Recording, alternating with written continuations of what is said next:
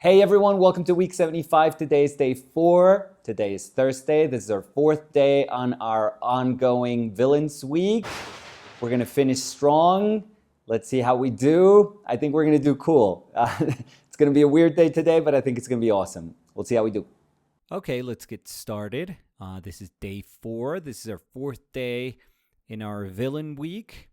I think we've done a pretty eclectic bunch of villains. I mean, what ties them all together is that they're all despicable. So we got that going for the week. On Monday, we turned our gaze to comic books, and we went with, the King, Jack Kirby.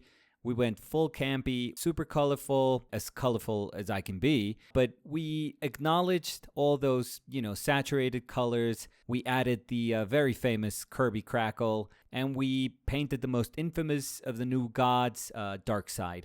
Again, over the top, cheesy, campy villain. Absolutely wonderful, 100% Kirby. On Tuesday, we turned to literature. Honestly, for me, it was super easy. In my mind, I had a bunch of characters that could have made the cut, but I don't think any of them compete with Monsieur Thénardier. I think them as a couple, the Thénardier, were horrible, absolutely horrible. But for some reason, Monsieur Thénardier, for me, is just something that I never really kind of got over. I just think he exhibits perfectly the darkest part of our being.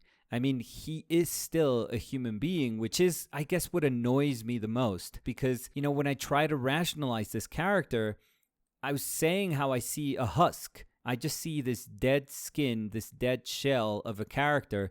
But in reality, Thénardier reminds us of us at our darkest. We are but only a few terrible things away from becoming that human being. So he shows us what is possible in the darkest of darkness. I don't know, like I said, I guess I never really understood how to get over that character. And he's had an enormous impact on me ever since I first read Les Miserables. So that was on Tuesday. On Wednesday, it was super easy. We turned to cinema. We turned to horror movies. And this is perhaps the scariest, most tense movie I've ever watched in my life. I am sure that it didn't help that I watched it basically when I was a toddler. We established that I was probably 5, 6, 7 years old. So it was terrible. My parents should have been put in jail. I'm sure my brother could have done a good job at raising us. So clearly, that movie reminds me that when movies have ratings, if it's a rated R movie, it's not a suggestion. It's in your best interest that your kid doesn't watch a movie when, they're not supposed to. So again, Miss Baylock yesterday, that sequence, that close-up shot of her, oh my God. Every time I see that close-up, I can hear the music, the choir, the scream, the crash into the ambulance. It is horrible. It is absolutely horrendous. I think yesterday was probably the easiest painting I've ever painted because it made sense. If I was thinking of like evil incarnate, like pure evil, then honestly, I don't think anything beats Miss Baylock. She's not over the top. There's nothing weird or scary about her. I mean, she doesn't have to have knives for fingers. She doesn't have to wield a bat or an axe and have a hockey mask. She doesn't need a chainsaw. No, because she just came straight from hell. That's all you needed to know. She came straight from hell and she was just pure evil. Pure 100% evil. She could care less about all the drama on the theater. No. She was there to do a job. She was, the Antichrist nanny. And she played it perfectly. I think that's a perfect role. That is an amazing movie. That is an incredible sequence and an unforgettable shot. So I think yesterday, honestly, it was easy peasy because it was just there. As soon as I closed my eyes and I thought about it, I was like, yeah, there's nothing that compares with this movie. And even though I don't think I would consider myself like a horror movie fan, I've seen a ton of great movies. I've seen a lot of thrillers. I have countless antagonists in my mind that come from cinema, but none as evil as her. None. 100% sure. Super easy decision yesterday. Now for today, we had to lighten things up a little bit, but it's not like there's light at the end of the tunnel, because this character also was absolutely magical in the sense that I just thought she was effed up. I think I mentioned her in a video maybe a couple of months ago, but I think she's the best villain in all of animation. I really do. I really, really do. Of course, I'm biased in the sense that there are things that I watched as a kid that have remained with me for a very long time. They had a super strong impact for that same reason, because I watched them as a kid. But I've gone back to them and I've tried to contemplate why I liked something.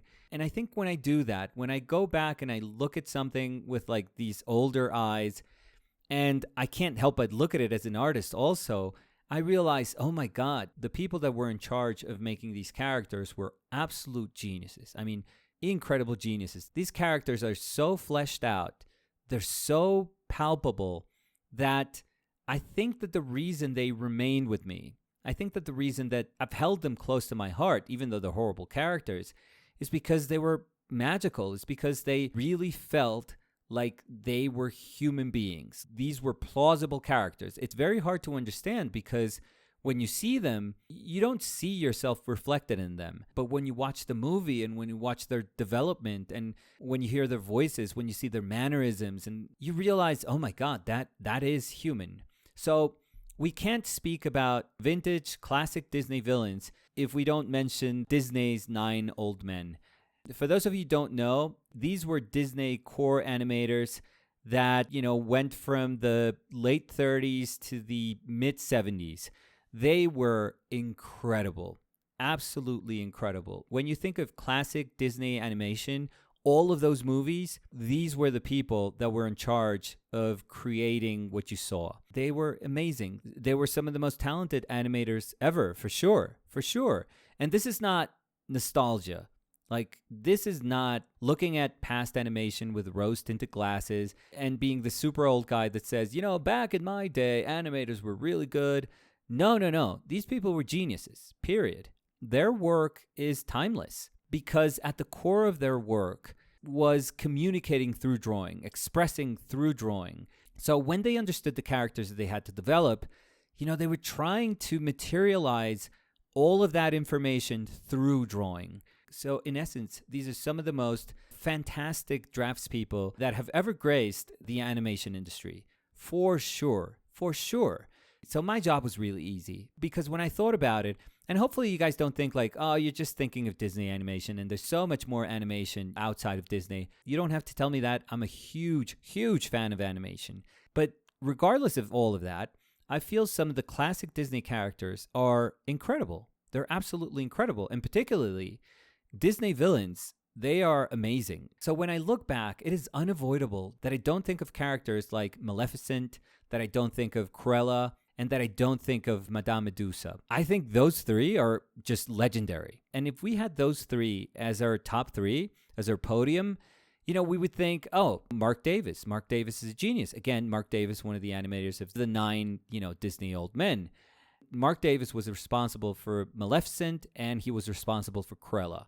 So 2 very distinct characters, very different from one another. I mean, that's what made these guys geniuses. The fact that they didn't repeat themselves. It's not like they had a style and then they would impose their style onto their characters, even though I know that Disney from that time is something that's very recognizable. But regardless of that, these animators were geniuses in the sense that they could start from an idea and just materialize it through their ability to draw. The idea came first. That character, their drive came first. Having the voice actor would many times help them understand how to visualize those characters. But other times, they just understood the character through drawing. Before there was any performance, they had the ability to say through drawing. It's such a powerful tool. It's such a powerful reminder of how immense drawing can be. In the hands of the right person, drawing can be magic. It could be the strongest force, I think, in all of art. It's just so immediate. It's so pure, so raw, because you don't need anything to draw. You need a rock and a surface. That's all you need to speak through drawing. And painting, for example, has to deal with far more variables. So it's not as simple as drawing. It's not as fundamental as drawing. And I think that's why I've always understood drawing as something that's very instinctual. It's anchored in our past as a species.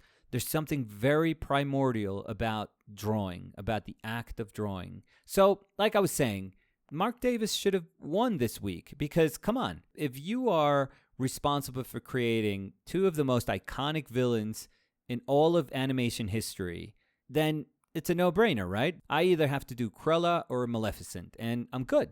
I'm perfectly fine. It would be hard to debate with any of those two. But I think that there was a cooler animator than Marc Davis, which was Milt Kahl. I think Milt Kahl is the best of them. I mean, again, all of them, geniuses. Absolute geniuses. It's ridiculous to try and establish who is the better one of them because they're all amazing. This is really not a matter of who is more talented. I mean, I'm framing it as if he was better than the others. Not really. It's just that I love the characters that Milt Kahl created. And for example, he's responsible for the Sheriff of Nottingham. You have to love how much you despise the sheriff in Robin Hood. He's a horrible, horrible being. But in my eyes, better than the sheriff is Madame Medusa. I think that Madame Medusa from The Rescuers is just perfection. I think she steals every single sequence that she's in with the way she was animated.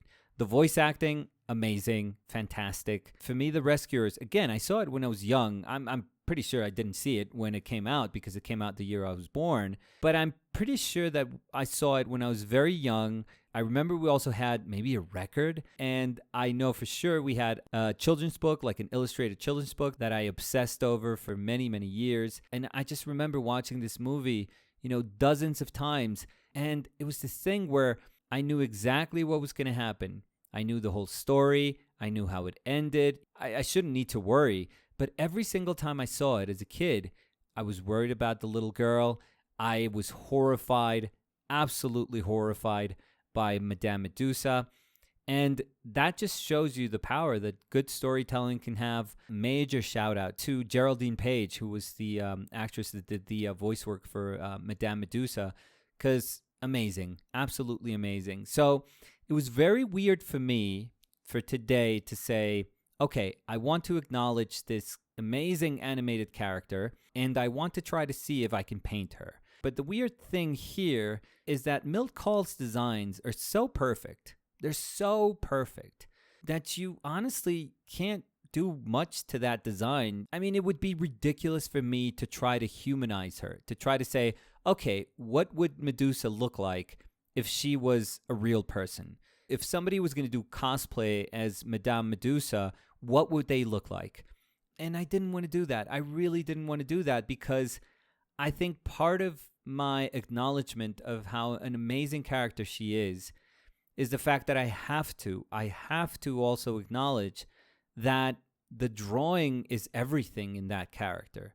I mean, that design is something that I don't have to mess with, and I shouldn't have to mess with. So when I thought about painting her, I have to be respectful of Milt Kahl. I have to. We've talked about celebrating other people's work, and every time I have the chance to speak about somebody who's, light years more talented than I'll ever be, I feel it's a blessing. I feel that if I can, through my own work, just have this amazing experience contemplating the incredible work that these people did, that's awesome. That's a moment of painting worth having. So for today, honestly, I just had a ton of fun. I started with a very, very gestural drawing, obviously echoing the genius that Milt Kahl was. And then I actually asked Danny if she could just help me out. So I actually took some pictures of Danny while she was doing faces that, you can't really match what Medusa's doing because it's impossible. That's where you realize the genius of these animators. Because if you take a regular face, if you take your own face and you try to do what they are pushing through animation, it's almost impossible. There are so many sacrifices and so many things that are pushed in animation that sometimes, real life is kind of useless. I mean, everything is based on the essence of real life, but I think that the greatest of animation just exceeds real life. It really just transcends nature.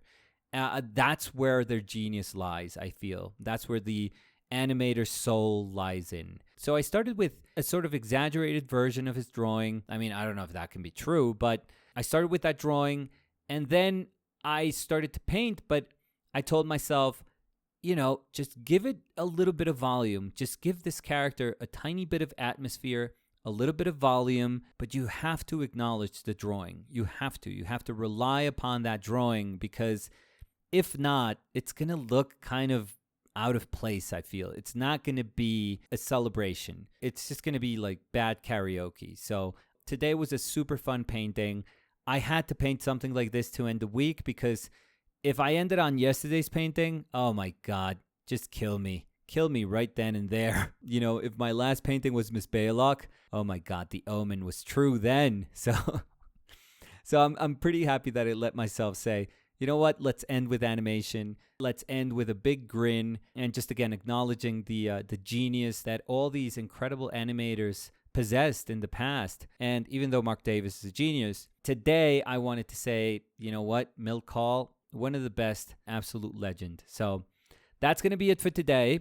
Next week, we're going to have a new theme. We're going to simplify everything. Everything. So I'm not going to tell you guys what we're going to do, but it's going to be fundamental. I'm horrified. But we'll see how we do. As we always say, Danny and I, and Samu and Fer, super grateful that you let us be your company, even if it's for 15, 20 minutes a day. And all we ask is that next week, you let us be your company once again. So we'll see you guys next week. Love you guys. Bye.